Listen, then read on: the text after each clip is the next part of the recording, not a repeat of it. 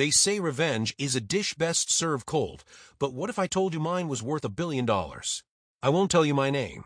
Not because I think I'm someone important, though by most people's standards, I probably am. I just want you to hear this story without a label, without a brand, without the distraction of fame or wealth. I want you to hear it like it is. Raw. Honest. Because if you've ever been broken, humiliated, or left feeling like you'll never be enough, then maybe this will feel like your story too. I was 19 when she left me. Her name doesn't matter. What matters is how it felt. We were together for almost 2 years. I thought she was the one. We talked about moving in, traveling, kids, our dream life. And then out of nowhere, she dumped me. No explanation, no real closure. I found out through a mutual friend that she left me for some guy with a new BMW and condo downtown. He was 3 years older, his family had money, and he flashed it like a badge of honor. And she followed it like a moth to a flame. I can still remember the moment I saw them together. My heart didn't just break. It disintegrated. Like I was watching everything I believed in about love and loyalty go up in smoke. She didn't even look guilty. Just proud. Like she'd leveled up. I walked home that night in the rain. No umbrella, no jacket. Just drenched in heartbreak and self-hate. That night, I hit rock bottom.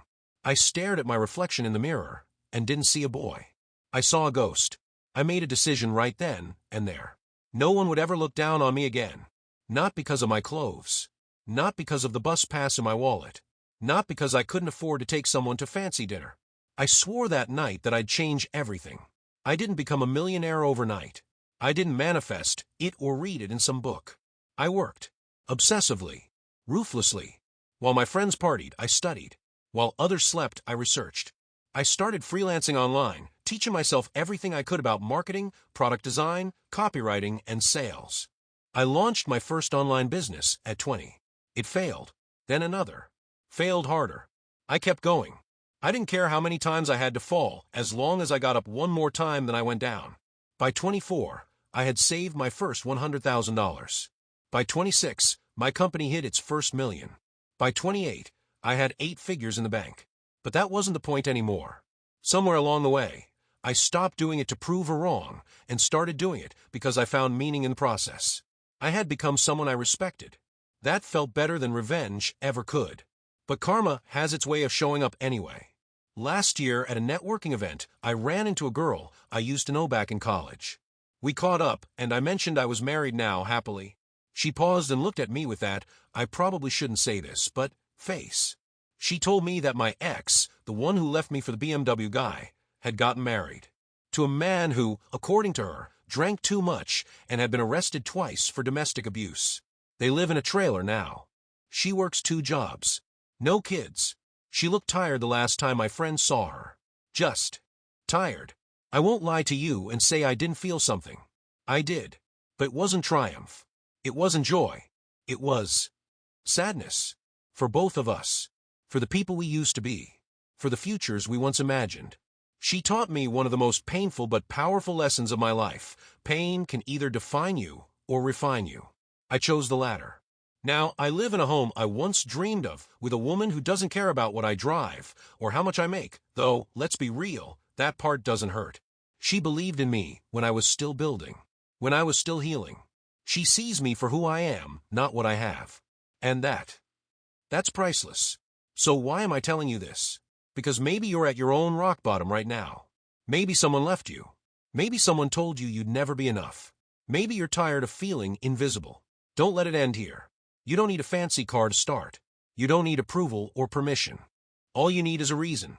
And sometimes the pain that breaks your heart is the same fire that builds your empire. I know, because it built mine. Story 2, they say everyone starts somewhere. But not everyone starts with humiliation. I was 21, working double shifts as a waiter at one of the city's most prestigious restaurants. The kind of place where the cheapest glass of wine cost more than my weekly groceries. I was invisible there unless I made a mistake. Then, suddenly, I was everyone's problem. I remember the night exactly. Friday. Packed house. Crisp uniforms, polished silverware, murmurs of deals being made over filet mignon and imported scotch. I was serving table 9, a well-known regular. He came in once a week, always with a new guest, always loud, always impossible to please. That night, I brought him the wrong bottle of wine. Slightly wrong. Same vineyard, different year. My mistake. I caught it before I opened it, apologized, and rushed to get the correct one. I was gone for maybe 90 seconds. When I returned, he was laughing. At me. You know what your problem is, he said, waving his gold watch at me like it was a badge of wisdom. You're garbage. You're a nobody pretending to be somebody. And you'll die a nobody. The table laughed with him. Even his guest, some corporate-looking guy, chuckled uncomfortably. I froze, swallowed the lump in my throat, nodded, and walked away. I didn't cry. Not then. Not until I was out back, behind the dumpsters, leaning on the brick wall, and telling myself I'd never let anyone talk to me like that again. Never. I stayed up that night, staring at my ceiling, replaying his words. The next morning, I opened a notebook and wrote 3 things. 1. I will never be poor again. 2. I will own something no one can take from me. 3. I will never be powerless in my own life. That moment, that sentence, you're garbage, became the ember that lit the fire. I worked harder than anyone around me, picked up extra shifts, then took online business classes after work. Slept 4 hours a night. I watched YouTube videos about management, marketing, customer psychology. I read every book I could afford. I asked questions, sometimes stupid ones, to the restaurant manager, to vendors, to chefs. By 24, I'd save enough to open a small pop-up kitchen in a shared space. It failed, but it taught me more than success ever could have. I learned about margins, about loyalty, about the sheer grind of building something from scratch. At 26, I launched a catering startup focused on high-end events. By 27, I had 5 full-time staff and regular contracts with private galleries and law firms. Then one of my clients, a venture capitalist, tried my food, loved the service, and asked to meet. 3 months later, I had a partner and a business plan. We opened our first restaurant in a trendy part of the city. Minimalist decor, obsessively curated menu, exceptional staff. I paid everyone above industry standard. We made profit in year 1. Then came the chance, a once-in-a-lifetime opportunity. The owners of the same restaurant I once served in were retiring. Selling. Quietly. Privately. I didn't hesitate. I bought it. All of it. Every chair, every plate, every memory. I walked in on closing day and stood at table 9. Touched the surface. Remembered the humiliation. And smiled. We renovated, not drastically, but enough. Kept the elegance, improved the warmth. I trained my staff personally. Culture was everything. 6 months later, we reopened. Grand rebranding. Press coverage. Full house every night. And then one Thursday, I saw him. Same table. Same smug posture. New guest. I watched from the office monitor as he sipped his wine and bragged about his connections. He didn't recognize me. Why would he? I was just a face, one of hundreds he belittled over the years. But I recognized him. I comped his meal. Quietly. Anonymously. Told the manager to add a note to his receipt on the house from someone who remembers. He looked confused when he read it. Glanced around. Shrugged. Left a big tip. That night, I sat at the bar after closing and laughed. Not out of spite. Out of relief. Because I had finally kept my promise. I was no longer powerless. And I was never going to be garbage again. Today, I own 3 restaurants. I mentor young chefs and hire staff based on heart, not resumes. I give second chances. I invest in people who remind me of me. And every now and then, I see someone like him come in. Entitled. Cruel. Loud. And I let the experience speak for itself. Because true power isn't in revenge. It's in becoming so successful that the people who once stepped on you now pay to sit in your presence and don't even know it. So if you're reading this and you've ever been told you're less than, I've been there. If you've ever been embarrassed, humiliated, made to feel invisible, I see you. You're not garbage. You're a seed. And someday, the people who buried you will be standing in line at your door, waiting to be, and when they do, you'll look around, take a breath, and smile. Not because they're back, but because you didn't need them to begin with. Because you made it. And no one can take that from you. Story 3, they say time heals everything. But time didn't heal what her mother said about me. I was 20, broke, and deeply in love. She was the kind of girl who made you believe in forever. We met at university. First semester, first lecture, first seat by the window. She smiled, and that was it. I was all in. We were together for nearly 2 years. We studied late into the night, shared instant noodles, and made plans about the future. Not the vague kind, real plans. Apartments, cities, kids, careers. At least I thought they were real. Her family, on the other hand, thought I was a phase. I'll never forget the day I heard her mother's voice from the hallway while I waited in her bedroom. He's charming, sure, but he's just a broke dreamer. You need someone who can provide, not a boy who still takes the bus. That stung. She defended me, I think, but I could tell the pressure was mounting. I wasn't good enough for the life they pictured for their daughter. And eventually, she broke. She left me 6 days after her 22nd birthday.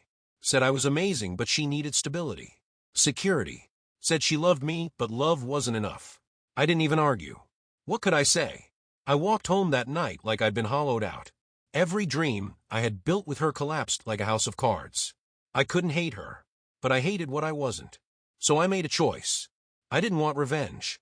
I wanted to become undeniable. I wanted to build a life so big, so secure, so bulletproof that no one, no mother, no girlfriend, no stranger could ever call me not enough again.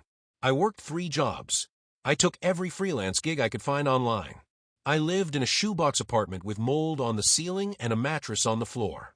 I taught myself how to code, how to sell, how to lead. I built my first company at 24. It failed. The next one did a bit better. By 26, I had $200K in the bank.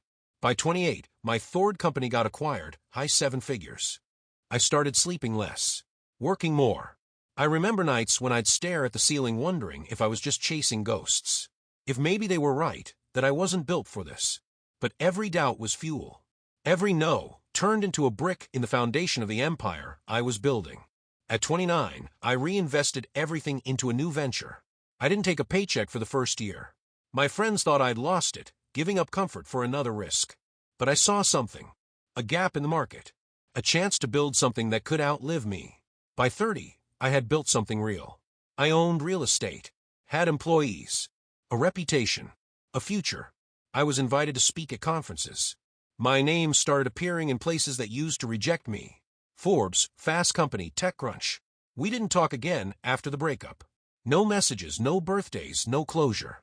Just silence. Total detachment. That part of my life was over. So when I got a text from her mother, not her, her mother, 8 years later, I didn't even recognize the number. It was polite, measured, asking if I remembered them, mentioning hard times, the house, the mortgage. Her daughter, my ex, had been through a rough patch. Divorce, job loss, kid on the way. Her new husband had disappeared apparently, and the bank was circling. I was stunned. Not because they reached out, but because they reached out to me. The same kid who wasn't good enough to marry into their family. She didn't even write herself. Maybe she couldn't. Maybe she was too proud. Maybe she thought I'd say no. I didn't. I wired the full amount to cover the mortgage and a little extra. Through an anonymous holding. No note, no signature. Just silence. Again. 2 weeks later, I got a message from her, finally. It just said, "Thank you. I know it was you." I never replied. I couldn't. Not because I was bitter, but because that chapter had closed long ago. My wife and I live a quiet life now. She knows everything, I told her. There were no secrets. She's the kind of woman who sees through money, titles, noise. She was there when all I had was a refurbished laptop and a $500 credit limit. She didn't marry a millionaire. She helped build one. We travel when we want. We invest where it matters. We host dinners with friends who feel more like family. And every once in a while, I pass that old university bench where it all began and feel. Nothing. No anger. No longing. Just peace. If you've ever been written off by someone you loved, by their family, by the world, remember, they were wrong. You don't owe them your success. But if life ever hands you a moment to show who you became without them, let it speak for itself. And then keep walking. Because the real win, it's not in proving them wrong. It's in proving yourself right. What would you do if the person who once broke you was standing in front of you today? Let's write in the comments, and don't forget to follow for new American stories from the lives of ordinary people.